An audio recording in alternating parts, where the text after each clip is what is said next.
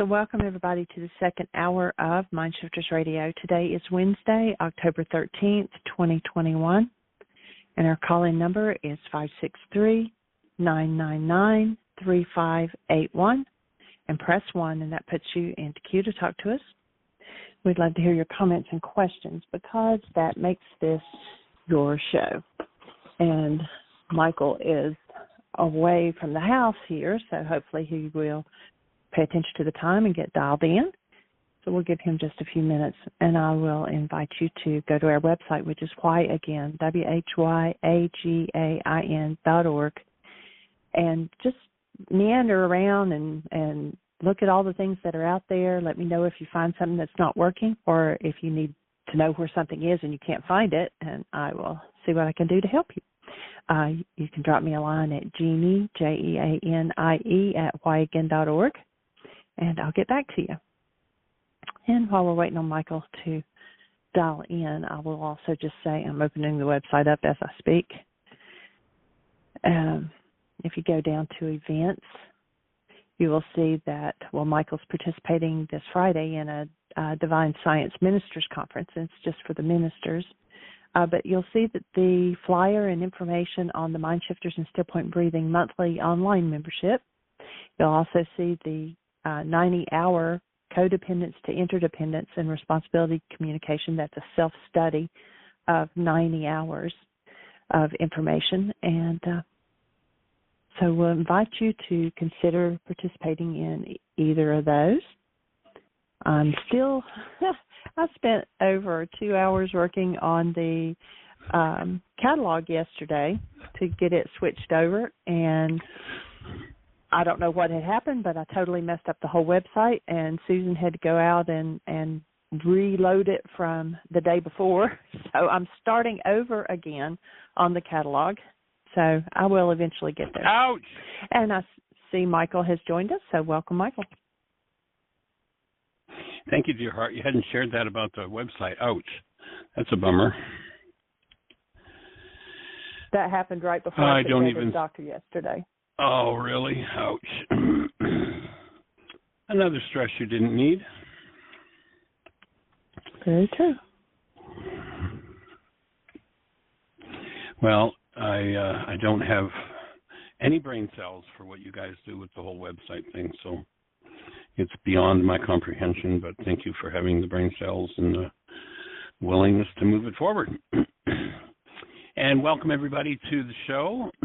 Delighted that you're here. I'm actually out on the road. We're getting ready to go get some more composted tree cuttings for our garden, take care of a couple of errands, and so I'm actually sitting under a tree. It's kind of a warm day here. I'm not sure. It's probably close to 80, sunny, beautiful, big white fluffy clouds in the sky, and the garden is doing really well, learning a lot about gardening. And so hope that that perhaps inspires you to bring that aspect of the circle of life, that aspect of being holy having nothing to do with being down on your hands and knees, but rather whole, comprehending from every direction, every level. And I'm really appreciating the fact and enjoying the fact that I'm getting my hands in the soil and bringing that part of the game of life into my world. And we're talking about inherited patterns here and moving through the inherited patterns of our generations. And Richard's starting to comprehend that perhaps the issues that he had with his mother and his mother had were passed on to his daughter, and that he's starting to get into more willingness to start to look at these things and realize that unconscious patterns and unconscious behaviors really don't work. And if you're following along with us, we're on page 130 in the book, Why Is This Happening to Me Again, and What You Can Do About It. We're doing a couple of paragraphs today, and by the end of the year, we'll have worked through to page 181. Yeah, I guess it's 181. And we'll be finished. We're on 130 right now, so we've got another 50 pages to do the rest of October, November, and December.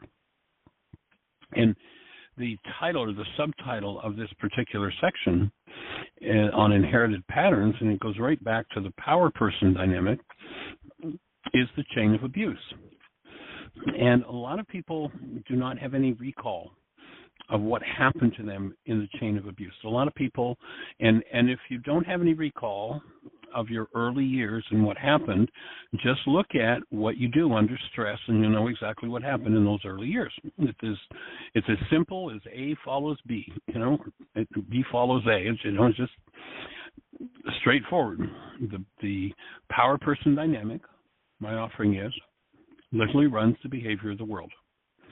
And the power person dynamic develops when we have a person in our life who has more power over our lives than we do, is not functioning as love, and we perceive it as survival. When those three things occur, it usually happens in the life of a child, but, I remember working with a guy who was, I don't remember now, 60s, 70s, and he was in a store when it was robbed and a gunman, and he really thought he was going to be killed. It was survival. And the energetic dynamics of that whole situation really started to play out in his life. And so it's got nothing to do with age, but usually it happens with a child. So if recall isn't there, just observe yourself. Remember, we talk often about become the thinker apart from the thought, the feeler apart from the feelings, the actor apart from the actions. And just watch what your automatic decision forces you to do. You can say, I don't want to do this. I want to be loving and caring. But just watch when the stress is up and the chips are down. There are three levels of behavior in the mind, in the automatic decision system. And then there's choice. Choice only comes when one can quiet the mind, quite literally be out of their minds, and bring in new energetic dynamics. Choice is the ability to bring in a new energetic dynamic to the mind. If abuse is the history, then bringing love into the equation rather than a sharp voice or an attack or a hateful look or whatever. And if you do those things under stress and you don't remember where they came from, absolutely go back to your first 5, 6, 7, 8 years, and there it is. That's where it came from. And so forgiving those dynamics allows choice to step into the picture. Under stress, or actually there are three levels of behavior that relate to the level of stress we're under. Which one is going to run us?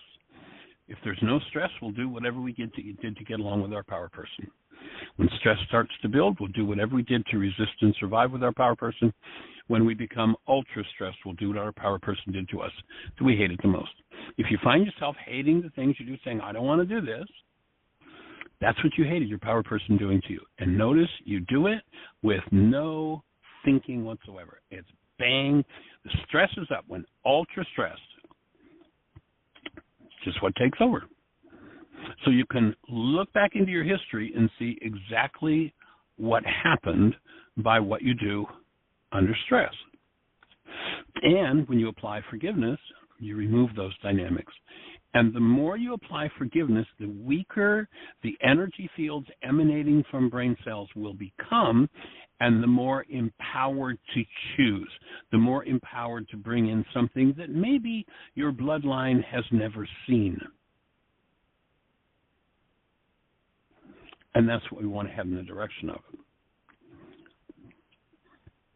So we see the picture in the on page 130 of the chain of abuse, and the printed part of it is when we deny and suppress fear and hostility, we tend to impose it on others and both pass it on to and teach it to the succeeding generations.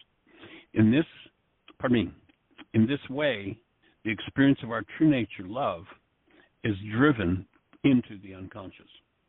And so the diagram shows, love in the center of being, and denied fear and hostility being pushed onto the next generation, and from that generation pushed on to the next generation, and the child being whacked with the hammer of terror, terrorized. Yes, terrorized by the people who are committed to cherishing them. There's a powerful story that Susan McDonald Tucker shared with us. She's a woman in St. Louis, Missouri, who's done this work for the last quarter century or so. And she shared with us on a show, several years ago, a person who was brought up with, spare the rod, spoil the child, and they believed that the rod wasn't something you lean on, it was something you hit people with. If you look at the rod, thy rod and thy staff, they comfort me. It's something we lean on to, you go up a hill with a rod or a staff. You don't beat people with it. But that was what she was brought up with, and so she, used the rod with her child. And they had a family tradition, and this family tradition, it shocks me every time I'm talking to a group, how many people, when I speak about this, go, yeah, that's what we had to do when we were kids. And that was when the child was about to be beaten, they had to go out and get their own switch. They had to go take a switch off a tree, find a stick, cut it off the tree, and bring it in for mom or dad to beat them. So it just added to the trauma. How much trauma does a child go through that's going out to look for a stick to be beaten with? I mean, now somebody says, well, we just tapped them on the butt. Excuse me, you beat them. You beat them. That's what you do with sticks. You don't have a stick in your hand as an adult unless you're going to threaten and beat a child, however severe or not severe. And the emotional repercussions of that, even if the sting of the switch never hurt the child one bit, the emotional repercussions of being hit by the people that are there to cherish you is monumental in a child's life. Monumental in a developing mind that just cannot comprehend why they're being hit. So she shared about a mother who said she stopped beating her child when she sent her child out to get a switch, and the child came back in. I forget exactly the age, 5, 6, child of 5 or 6, boy was sent out to get a switch, and he comes back in with tears in his eyes and says, Mom, I couldn't reach any branches on the trees, so here, and he opens his little hand,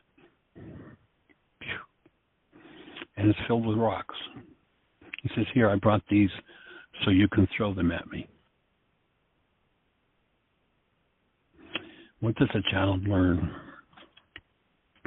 when they're hit or verbally abused or shut down and not allowed to talk? You watch the message from someone who was never allowed to speak, and the message will be, don't you dare speak. Well, yeah, I want you to communicate with me, but don't you dare speak unless I approve of what you're saying. No, yes, I want to hear from you, but I only want to hear what I want to hear. Don't tell me the truth. Don't make me look at the truth. And we have a favorite movie that we suggest people watch. In fact, it's probably time for us to watch it again. It's been a couple of years, A Beautiful Day in the Neighborhood.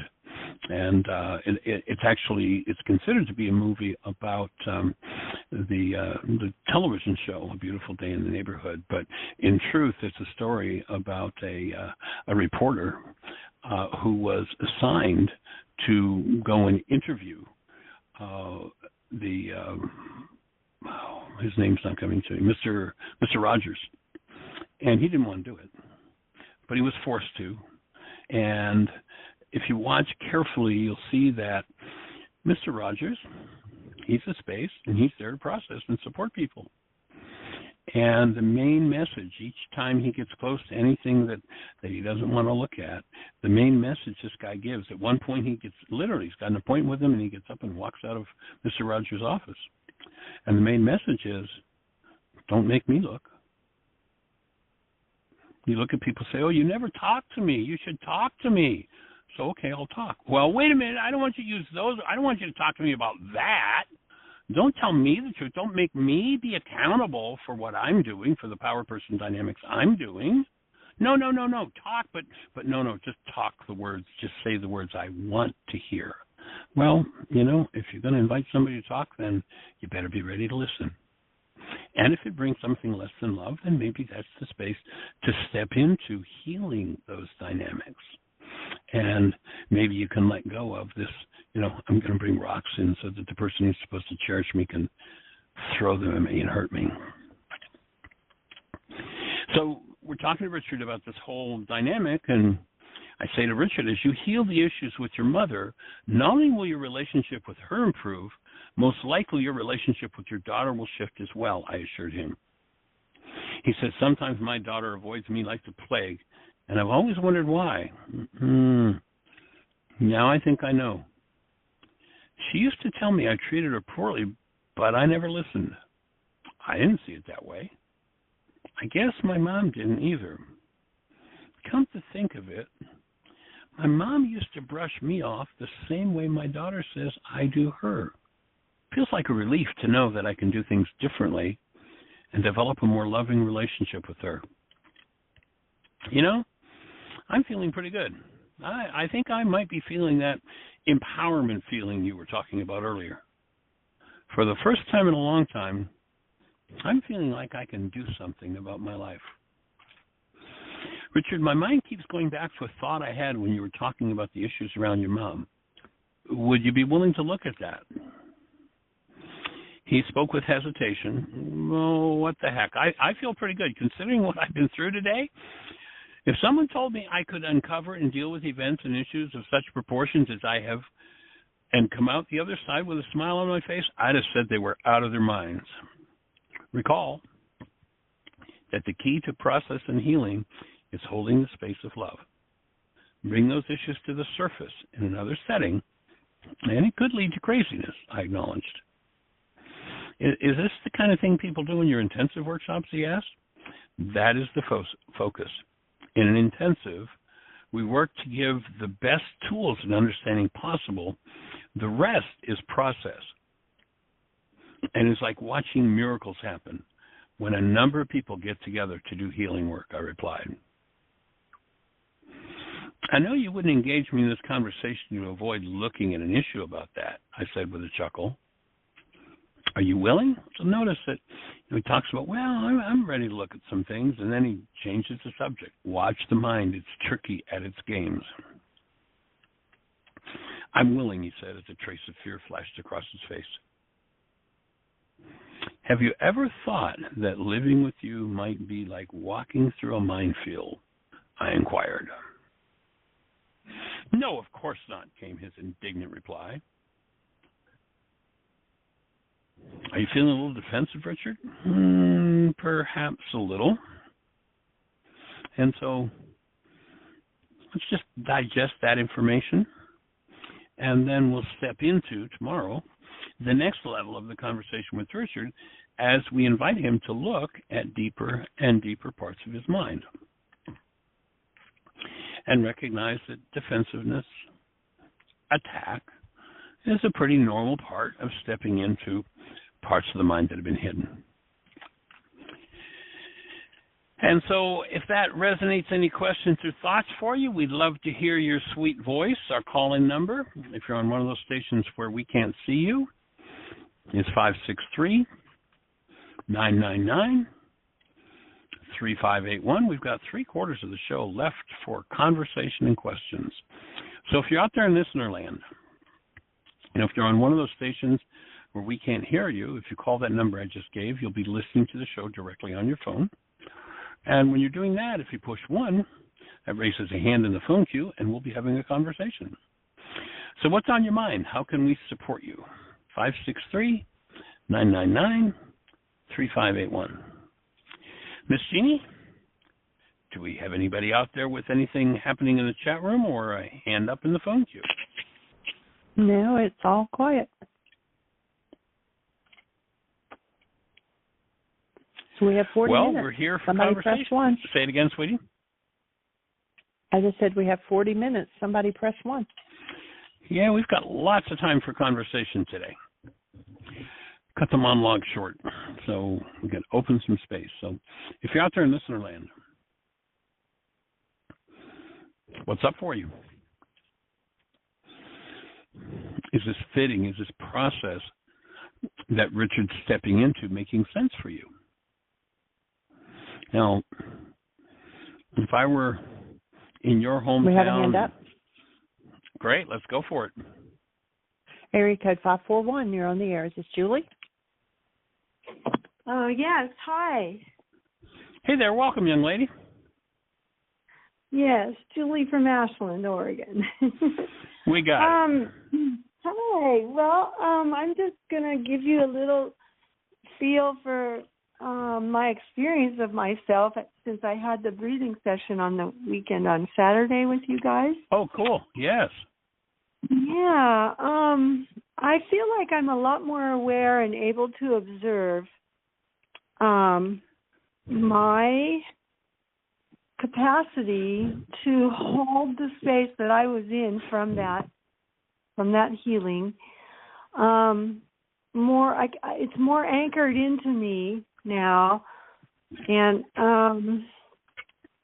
I notice that I make adjustments in my energetic whatever I'm resonating. All right, my energy resonates.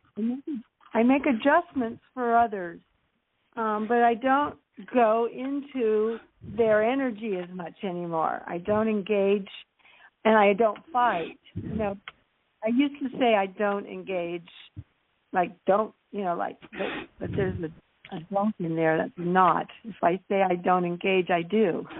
I'm learning the difference between engaging and allowing some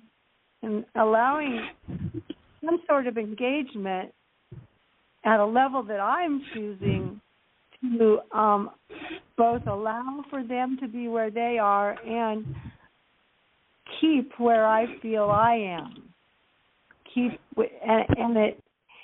And there is no need for a fight about it, no need for a debate or an argument. I just simply include more, but I refrain from taking it on in order to have an experience. It's like, well, in order to be true to that person and really get them, I must really get what they're trying to communicate and what they feel. I don't have to do it that way, but it's less effort. I can simply see, and there's no need to correct or anything like that. It's just gone, and I'm so happy that that's lifted. And so I love from the space I'm in, which is the space of love, instead of trying to fit some picture I used to have of them or could have that they're projecting that they want me to have of them. Something like that, Michael. Well, something like that. What I hear you saying, and if you look at all the things that you're recognizing you're now able to drop instead of compulsively engage in, are they the things that your power person used to do to you that you disliked? If you think about it? Yeah, I've been thinking about those things. My relationship with my mother and father and their relationship with each other definitely is something that I was in that environment. And I allow myself to see more about that, and I also have compassion for whatever the person across from me that I'm interacting with. They had their mother and their father, and I couldn't help but be impacted by it, and then they're replicating it. That's what I'm starting to see, is the fact of them replicating the dichotomy between the mother and father, and just like I did, and they match. There's a match. I'm looking to see where do the energies match, and then what can I do to process it. But yes, thank you for asking. So what it looks like to me is, having handled some of those power person dynamics, forgiven literally the energetic dynamics of those things, having removed those energetic patterns from your own structure, you're free of them. Yeah. And so under stress, those aren't the instructions your mind comes up with, and you're able to introduce something that probably in the past was relatively inconceivable.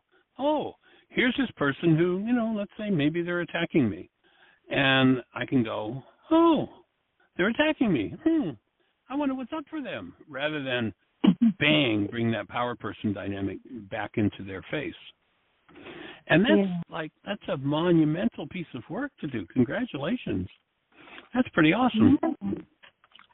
Yeah, I feel like I have a choice to choose a different way of thinking and seeing and being with it, whatever it is it presents.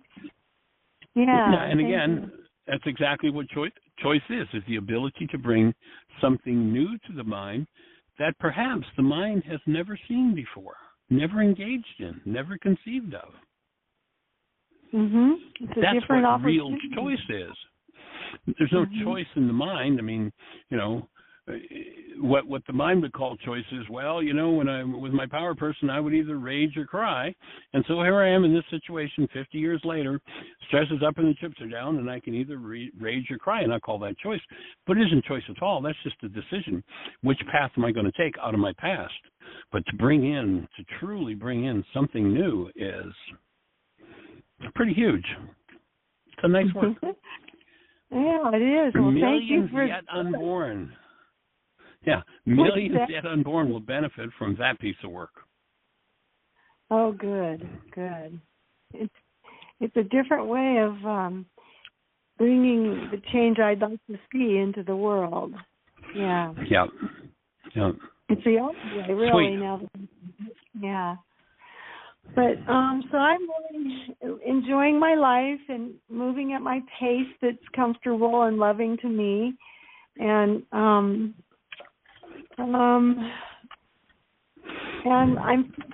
feeling more. I'm feeling my eyes healing, or I'm just letting them be. There's nothing wrong with them. There's nothing except perception that needs to be healed, and that's an instant. You got it. That's a miracle. Yeah. Yeah. And when you recognize the perception comes from what's stored in tissue, when the disintegrative energies in tissue are removed, what we think of as tissue, what looks like physical disease, all of a sudden the energy changes and healing happens. So nice work. That's awesome. Well, that's cool. Yes. That's funny, and I still have habits.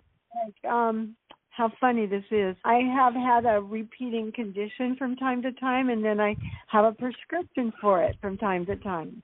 And I am getting low on my prescription. I've been telling myself I better get some more because I might need those. But now I realized that last night I didn't want to get up out of bed to take the prescription, so I fell asleep. And this morning I went and took the prescription, but actually the condition had already changed for the better. So that's a little leftover residual habitual behavior, that I put a little bit of belief into the medicine, and it's real interesting. There's no fear. There's just no fear either way. But the Course in Miracles taught us that when we see ourselves as sick, we're having to create the sickness, and if we need to heal it, we create the sickness first. And there's truth in that. With what you just said about how we put it into our tissue, that's the way out. And forgiveness is the act of literally developing the skill. What's developing the skill to be able to literally reach into the cell and remove the neuropeptide that's creating the so-called chemistry of the disease in the cell. And as I remove that energetic pattern and I learn to decode it because it's made up of mind energy, when I can bring that forward in the presence of love, that's when the dissolution occurs. My mind shifts and changes, and my physiology does the same. So good work, young lady. That's so good. Could you say that all again? I don't know. That was so long ago, but I'll try. So remember, we've talked about what the cell biologists are telling us. You think a thought, the thought becomes a molecule called a neuropeptide. So literally, we have something we call non-physical becoming what we call physical. So the thought shows up in the structure as a molecule, this neuropeptide. The neuropeptide now circulates around in the structure until it finds a cell that matches its frequency, a cell with a receptor site that matches.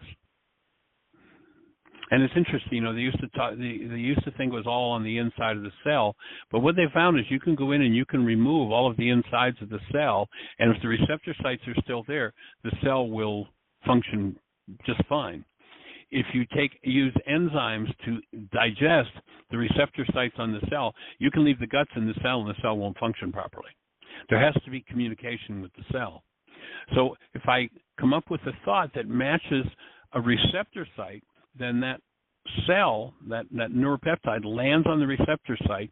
And if you imagined an antenna, the signal is landing on the antenna, and as it lands, it simultaneously inserts its structure into the cell.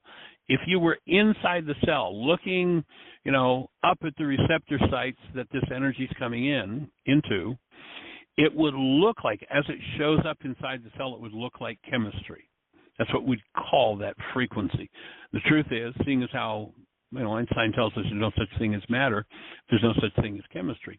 But we call it chemistry on the level where our mind builds perception and our brain cells are there to see it that way.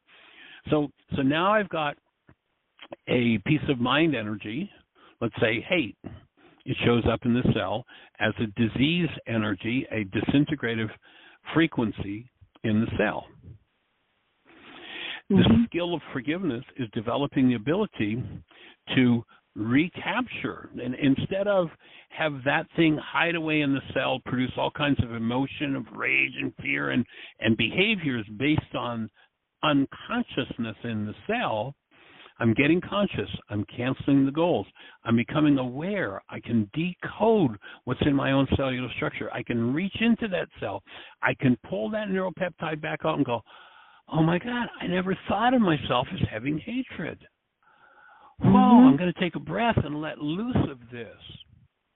And so I'm literally, if you imagine reaching into the cell, pulling the chemistry, and it's coming back to where I'm converting it. I'm becoming aware of, oh, this is the chemistry, a thought based in hatred.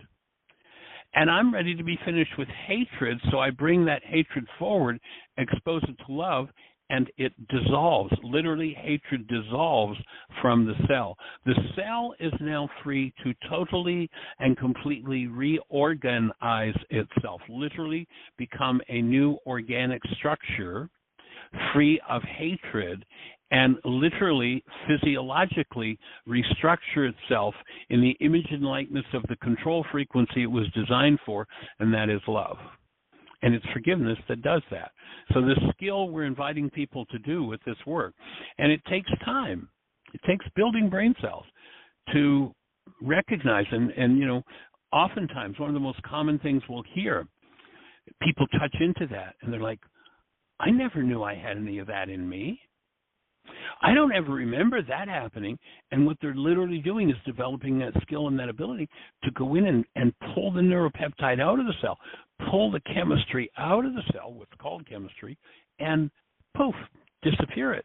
The cell, freed of the influence of that disintegrative mind energy, is free now, literally energetically, to reorganize itself, to literally become something new organically.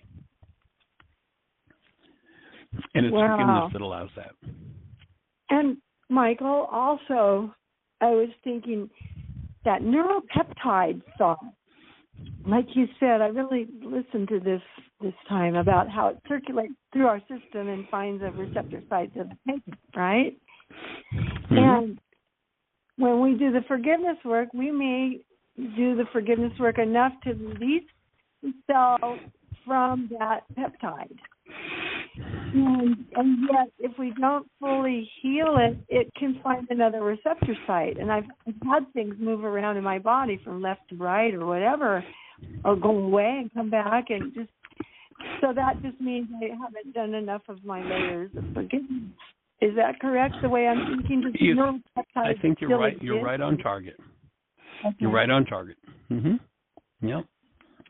Okay, cool. And then if I choose or decide or become a victim to immersing myself in the neuropeptide thoughts that I was getting from the television, for example, then there they are. Then my system can attach or receive.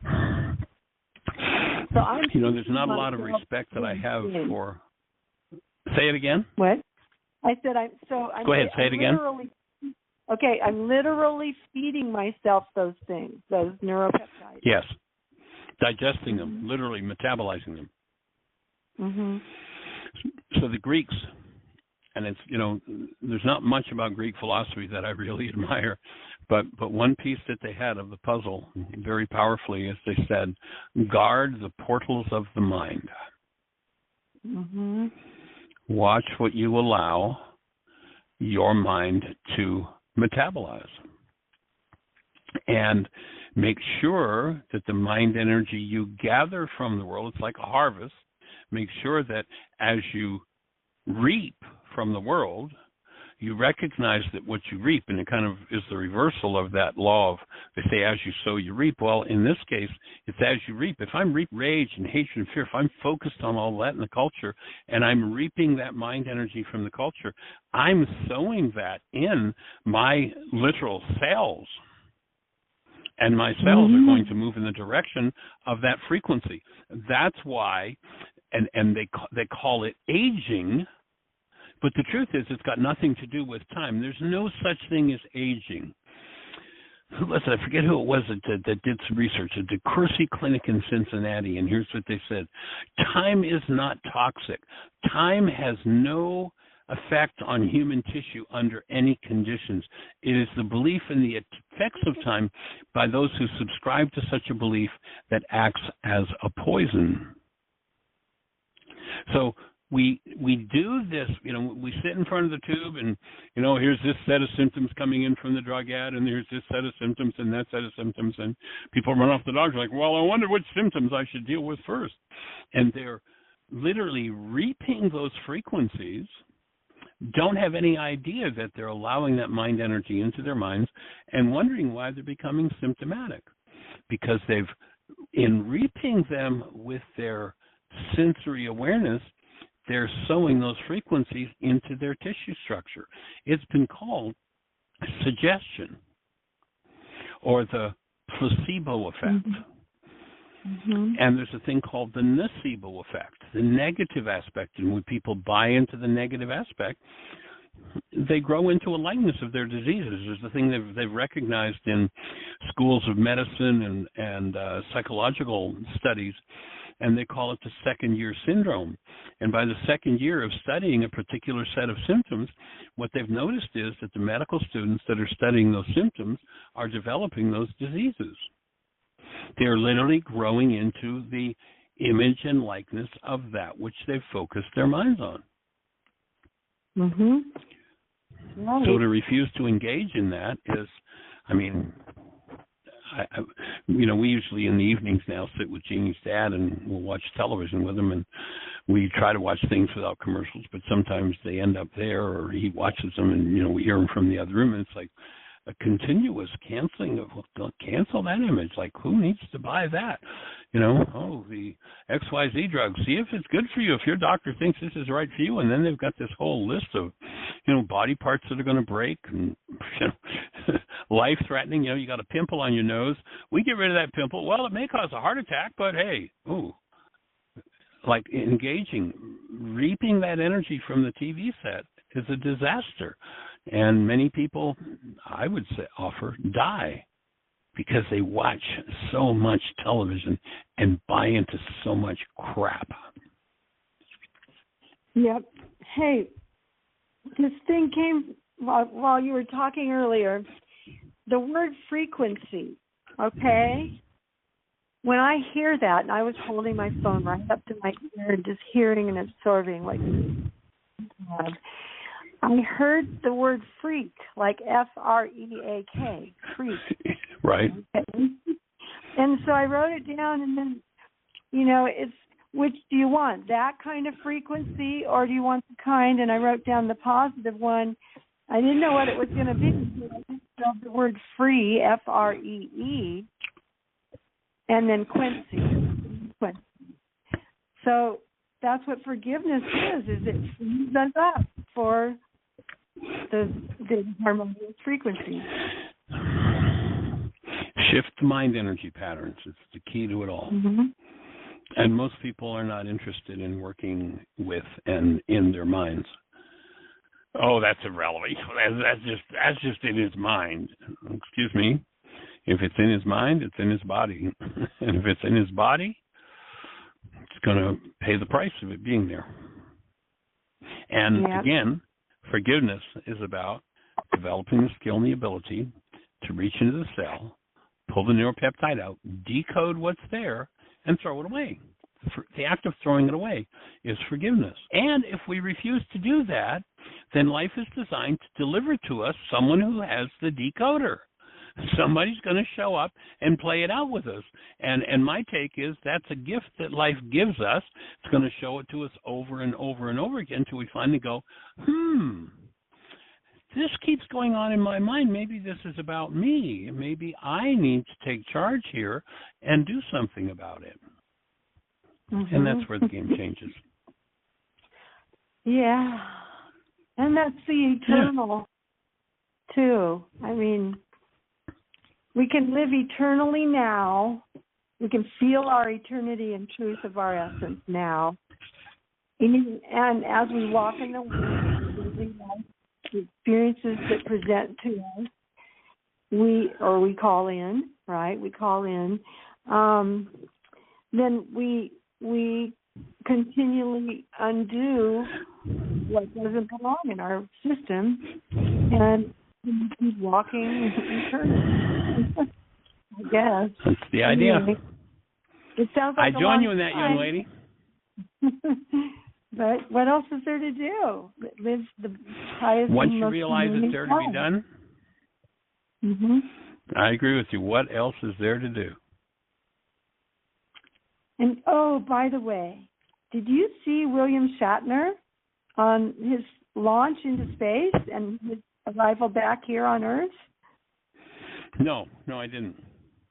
It happened today, and really, wow. Yes, he's a spokesman for let's take care of this beautiful treasure of Earth. It was so profound for him, and he's pretty emotional. Anyway, he's able, as an actor, he's able to emote from emotion and convey his acting, and he's articulate on his own 2 feet. And but that you could tell that experience was so something to him that it was hard to get his words, no matter how prepared he was. Cool. Well, I'll have to look that up. Thanks for letting me know. I mean, after all those years of being in outer space on spaceships, to actually do that's pretty amazing. Yeah. Pretty cool. He had a real message, and he basically, one of the messages was he wishes and hopes that every person could have that experience. Because how it changes our perception, right? And what I think he is an advocate anyway for taking care of our planet better and respecting. Cool. Yeah. Sweet. I'll look that up. Thank you. Yeah. Okay. I guess if there's something else, I might as well just be blessed and listen now. And thank you for letting me share. And thank you. All right, young lady. You have a blessed one. Nice work. Thank you for enhancing. Awesome. Helping to the next step. Thank you. All right. All right. Blessings. Take care. Bye-bye. Thank you. All right. Well, Miss Jeannie, we're down to about 16 or so minutes. So we've got lots of time for conversation. Anybody out there in the phone queue with a hand up? Or anything else happening in the chat room? Are you mute, There are no other hands up and no questions in the chat room. Chat room's been pretty quiet lately. We're not hearing much from the chat room the last few months.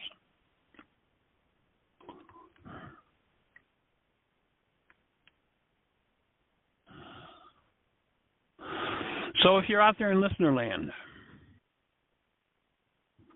what's on your mind? How can we support you? 563-999-3581. Just call the number if you're on one of those stations where we can't see you. If you dial that number, push 1, we'll be having a conversation. What's on your mind? How can we support you? And the object of this show is to have a dialogue based on the monologue and based on the principles. So if you got something that we can support you with. If so, push 1. Let's have a conversation. If not, I have plenty on my list for today, and I'm going to call the show, and I'm going to move forward and do my list. I think a hand just went back up. I'm not sure it flickered, Great. but I think Julie pressed her. I think 541. Did you press 1 again? I did. Thank you. I know you might want to go work on your garden, but if you like, I could tell you some more things I'm remembering about William Shatner. Now. Say it again. It's pretty profound. I didn't hear your last sentence. Oh. It's some things that I remember now that William Shatner was saying about his space experience. And in case, you never know if you're going to get the whole everything he said, when you go look for it. I don't know what you'll find. But can I tell you one more thing? Go for it. Tell us what's... Okay. It's kind of shocking to hear that he actually went into space.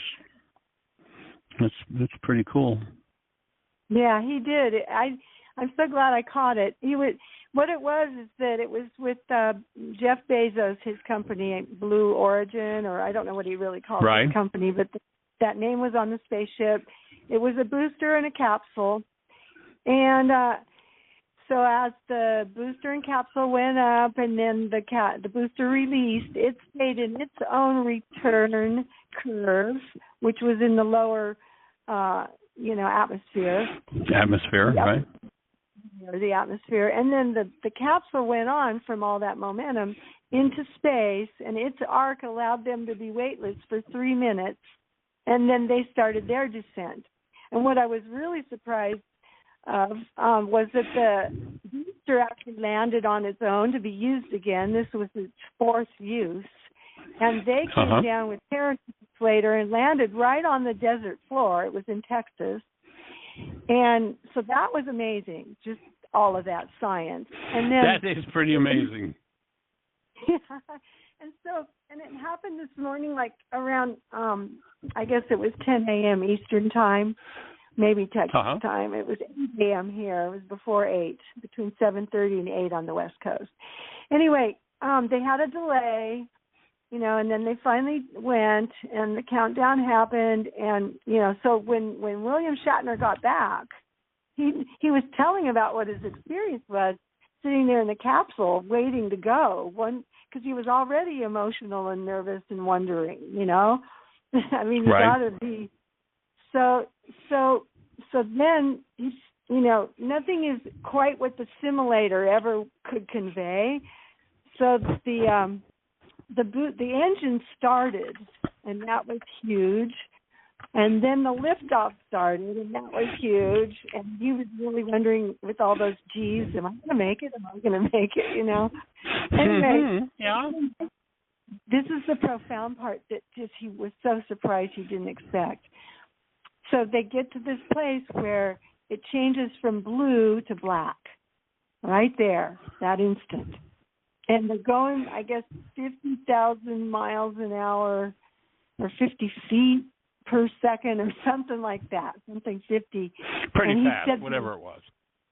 The effect that had on him to look at the beautiful blue and then to have it disappear and become nothing but black, he felt like it was like the difference between life and death.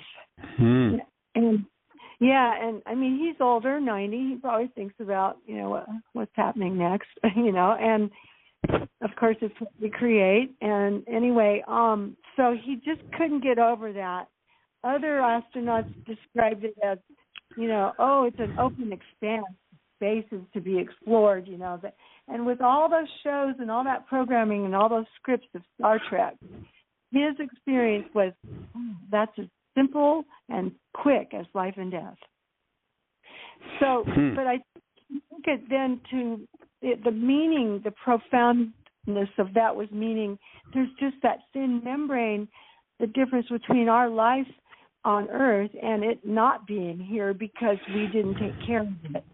That's where he really was impacted. Right.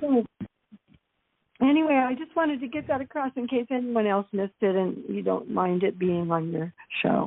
So thank you. That's great. Yeah, that's interesting. I didn't realize that he was 90 in terms of the number of times he's traveled around the sun. And you don't usually think of someone who's been around the sun 90 revolutions going into space. You know, it's the young man or the young woman's game. So pretty amazing. Pretty amazing. It really was. And actually, I don't think they didn't. It was very short. I think it took 10 minutes altogether, maybe 15. Yeah. Because they didn't go all the way around like in a huge orbit. They just hit that level of something like 62 miles up or something, and then it was amazing. Though, amazing. And the footage that we got to see from all parts of the capsule and the booster and the landing and just. It was just amazingly done. That's pretty cool. Okay. Yeah, it is. All right, young lady. You have a blessed one. Awesome. All right, take care. Thank you. Bye-bye. Bye. All right. Well, let's make one more call for a hand up.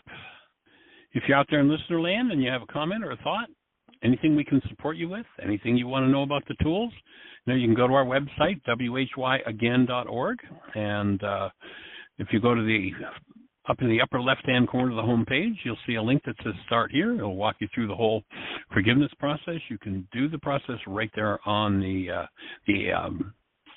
website. You can download the worksheets and print them. You can go to your app store and download, type in the search term Heartland, Heartland, Aramaic, Aramaic, forgiveness, and you'll be looking at the world's only forgiveness app. And if we have no other conversation or questions, thoughts, then I'm going to say thank you for being with us and create the best year yet of your eternal life. It's an awesome gift to give the world. Blessings.